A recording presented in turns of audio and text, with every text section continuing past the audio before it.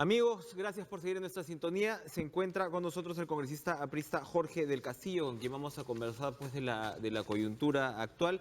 Esperábamos también al congresista Marco Arana, entiendo que se ha excusado. Esta parece muy movida la situación también en el Frente Amplio, no solamente Odebrecht, que es lo que nos tiene más movidos que maraca de brujo, sino que en la izquierda también, Jorge, gracias por estar con nosotros, pues están pasando por su propio proceso, ¿no? Están que uno dice...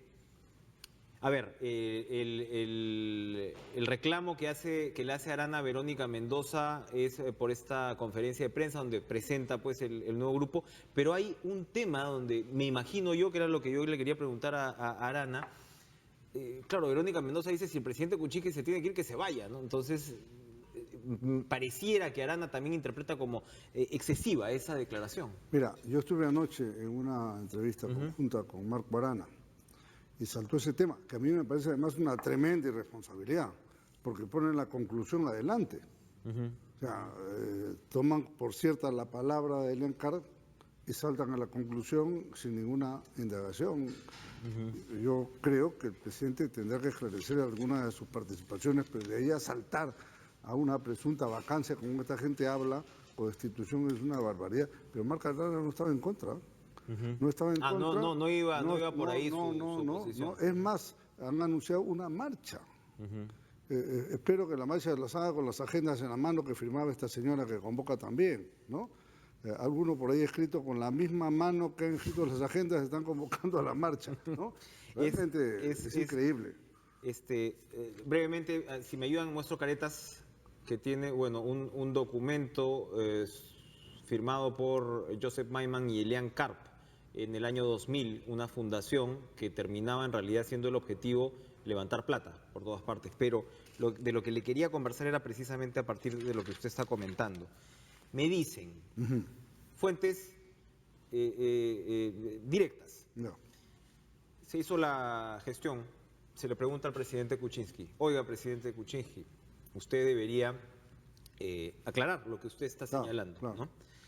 La información que nos llega, que como le digo es bastante confiable, hay algunos puntos que me parecen interesantes para sumar a la discusión. ¿Qué dice? Con respecto a la participación de Pedro Pablo Kuczynski en el tema interoceánica, ¿no? A propósito de los reclamos pues, de estos actores políticos, dice... la versión dice, el equipo del MEF siempre trató de frenar el proyecto de la Interoceánica Sur.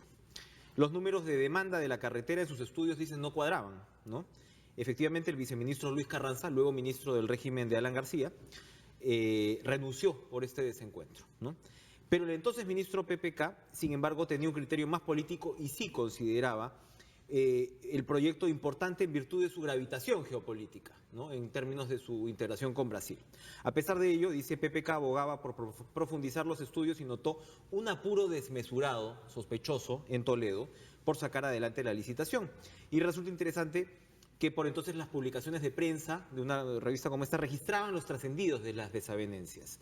Esto por lo general no son los ministros que van a declarar y van a decir directamente estoy en desacuerdo, pero al parecer se dejó filtrar el hecho que Kuczynski no estaba de acuerdo del todo con este apuro de Toledo, que ya sabemos por qué era, ¿no?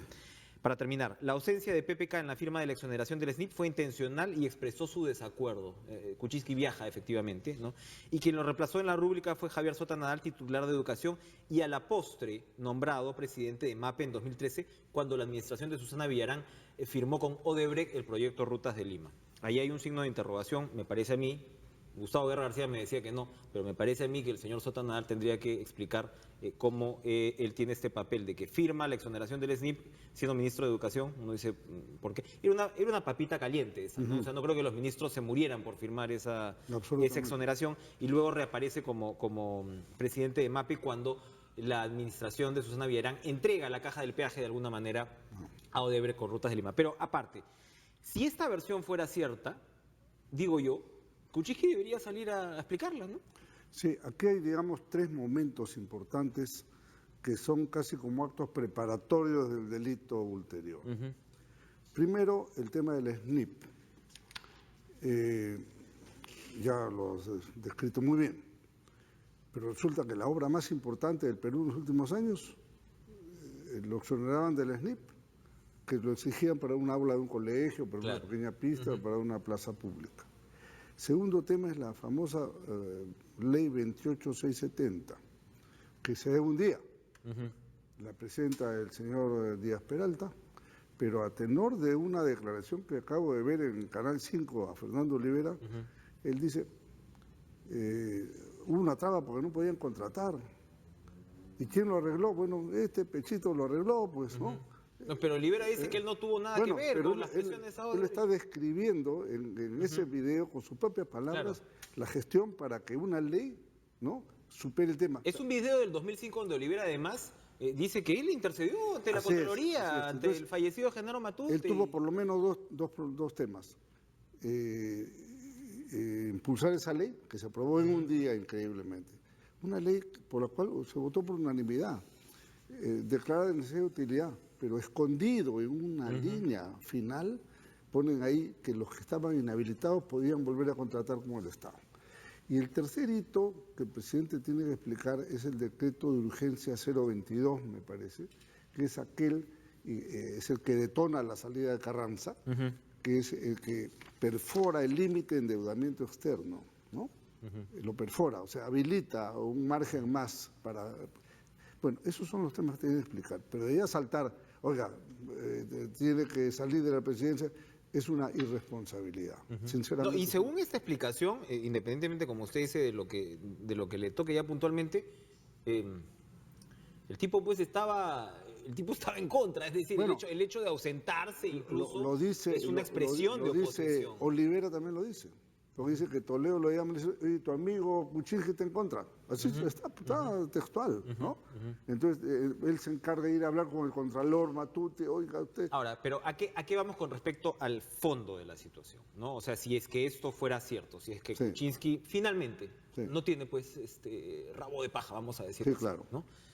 Porque ¿Qué- una cosa es que poder participar en un acto administrativo que no es, digamos, que no estuvo bien, Sí. y otra cosa es recibir una Por supuesto, coima, por pues, supuesto. ¿no? Una cosa es Hay un- una obra con Claro. ciertos problemas y Uno otra puede, cosa uno es... puede haber es cometido un error en una decisión administrativa y otra cosa es, oye, recibir 20 millones o 10 o 1. ¿Qué debería hacer el gobierno en circunstancias como esta? O sea, es decir, porque claro, tú ves a Verónica Mendoza no hablando del tema, ves a un fujimorismo silencioso, que yo creo que está midiendo, ¿no? En qué momento pasa al ataque, si es que pasa al ataque. Y un gobierno que yo no sé, o no le toma importancia o no sabe muy bien cómo responder ante esta situación. En términos de comunicación y en términos de operación política, ¿qué es lo que el gobierno actual debería Yo creo que hacer? ahí hay un tema de mala política comunicacional, no solamente en eso, sino en otros temas también, ¿no? No es el único tema en que no transmiten apropiadamente, ¿no? Yo creo que en este asunto el presidente tiene que hablar con franqueza, ¿no?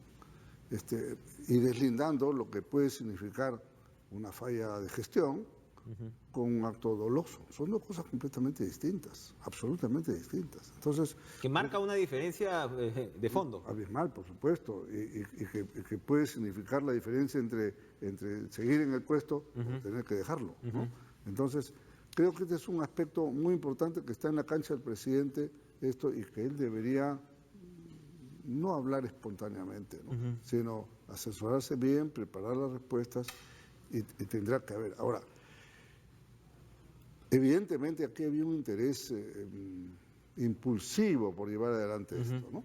Porque a todo el Perú le hicieron creer que esta era la gran obra. Pero el comercio hace un par de días ha sacado el cuadro del flujo vehicular. Sí, no, y el propio Guerra García hizo acá un comparativo de cuánto costó la obra y finalmente el retorno y es ínfimo, ¿no? O sea, Ahora es una buena carretera. Es muy buena, es ya, una buena. ya quisiera yo tener esa carretera aquí en la carretera exacto, central. Exacto, por es ejemplo. una buena carretera, ¿no? Con muy poco yo tránsito. lo he digamos. recorrido de punta a punta. Es Sí, estupenda, yo también por recuerdo supuesto. haber pasado y uno Claro. se siente casi en otro país. Es excelente, pero en el costo-beneficio. ¿no es Así cierto? es. Ahora, pasando ya al tema de el ánimo nacional. Uno lo que siente, bueno, y como periodista lo sientes, porque igual, claro, has pasado años investigando el caso de Toledo, en fin, pero cuando cae el Huayco, es inevitable sentir una desazón muy grande, una desazón que está siendo compartida por buena parte del país. La población está en una suerte, yo no sé si de llamarlo de shock, pero es como una suerte de estupor. frente a la democracia. Cada uno de los gobiernos tiene su cuota y ahora vamos a hablar de la cuota del gobierno aprista, pero ¿qué hacer en una situación como esta? Porque lo que estamos viendo es que hay un efecto inmediato. La economía va a tener un rebote con respecto a esta Lamentablemente. situación. Si bien varios países están involucrados, el Perú parece ser especialmente vulnerable por el grado de participación que tenía Odebrecht y, por supuesto, por la cantidad de coimas pues, que ha repartido. ¿Qué tocaría hacer en una situación como esta para, si se quiere, recuperar algún tipo de ambiente optimista que redunde también en lo inmediato, tanto en nuestra salud institucional, porque estamos pues a punto de decir que se vayan todos otra vez, ¿no?, como en el desarrollo de la economía?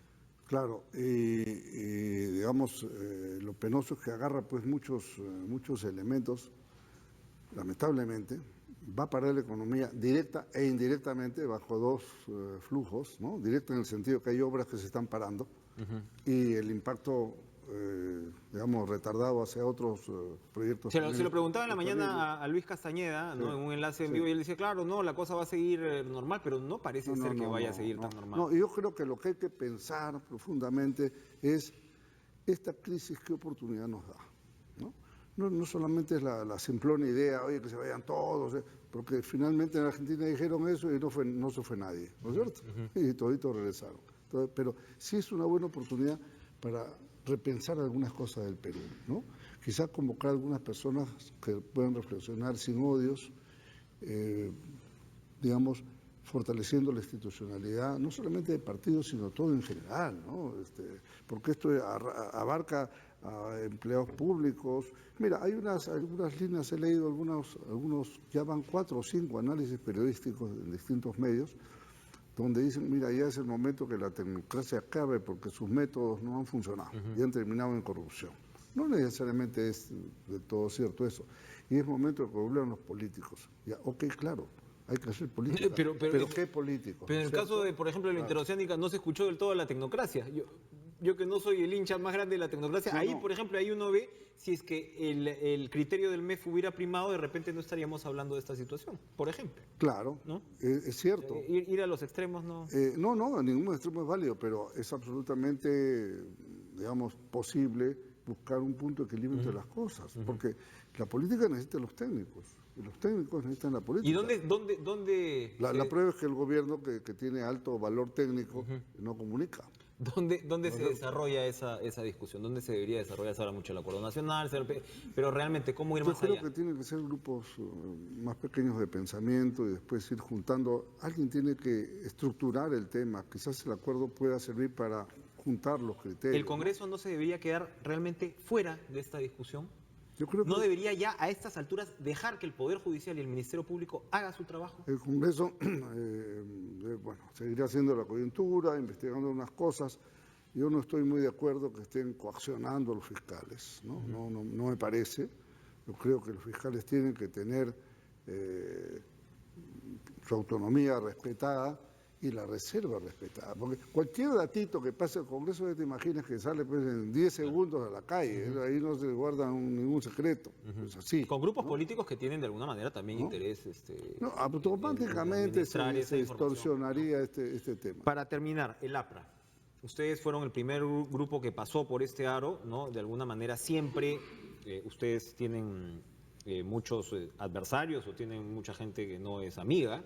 Y siempre, ¿no? Eso se llama antiaprismo. Bueno, pero y siempre, ¿no? Lo primero es, bueno, ¿y en qué momento cae Alan García? ¿no? Sí. Entonces hay muchos análisis de prensa que también dicen, cayó Toledo, va a caer Humala, se espera que en los próximos días pueda haber también novedades con respecto al tema de entrega de dinero para la campaña, pero realmente el poderoso, ¿no? Porque estos dos son pues mantequilla, ya no tenían pues poder político, ¿no? ¿Cuándo cae Alan García? Eso por un lado. La hipótesis del fiscal no ha concluido todavía en términos de hasta dónde pueden llegar las responsabilidades. Sí, claro, esto está empezando. ¿Hasta dónde pueden llegar las responsabilidades? ¿Ustedes cómo están llevando dentro del APRA esta situación? A ver, hasta este momento, objetivamente, ninguna de las personas involucradas en estos hechos de corrupción pertenecen al Partido Aprista Peruano. Ninguno. Son funcionarios que venían de antes o entraron allí y después han seguido, en fin, funcionarios de confianza o no, pero funcionarios, ¿no? ¿A dónde más llega? Todavía no hay ningún elemento. Yo he hablado directamente, por ejemplo, con Enrique Cornejo, y él me ha asegurado y ha dado todas las garantías que no tiene nada que ver con esto. El presidente García, igualmente a toda la comisión política, nos ha dicho lo mismo, en el mismo sentido. Cuando empezamos el gobierno, esto quiero además darlo como un testimonio personal, ¿no? Fui nombrado primer ministro y a mí Alan me dijo, Jorge, nosotros tuvimos muchos problemas en el gobierno anterior y yo los conocía porque yo era el abogado de él, precisamente. Este gobierno nos tenemos que manejar con absoluta transparencia, con claridad. Hubo problemas en el camino, como siempre, pero yo creo que ese principio se respetó, ¿no? Vamos a ver hasta dónde llega, qué pruebas hay. Y si llega hasta Alan García, bueno, yo no ¿qué medida tomará el partido? Quisiera saltarme a conclusiones como Verónica Mendoza, ¿no? Que pone la conclusión adelante. Yo quiero confiar en que las cosas se hayan hecho correctamente y lamentar profundamente que algunas personas hayan incurrido en delito manchando un gobierno que fue un buen gobierno, que tuvo estupendos resultados sociales y económicos como no hemos visto en los últimos años. Jorge del Castillo, congresista del Partido Aprista, muchas gracias por acompañarnos esta mañana en un serial en realidad el que nos va a tocar y el que, como dice usted, va a continuar y recién empieza. Y ahora me voy al Congreso porque en la Comisión Permanente llega el ministro de Transportes. Vizcarra, para explicar el tema chinchero, que también es fundamental tener un poco más de información a la mano. Gracias por estar con nosotros esta mañana. Nos vamos a una pausa, regresamos de inmediato.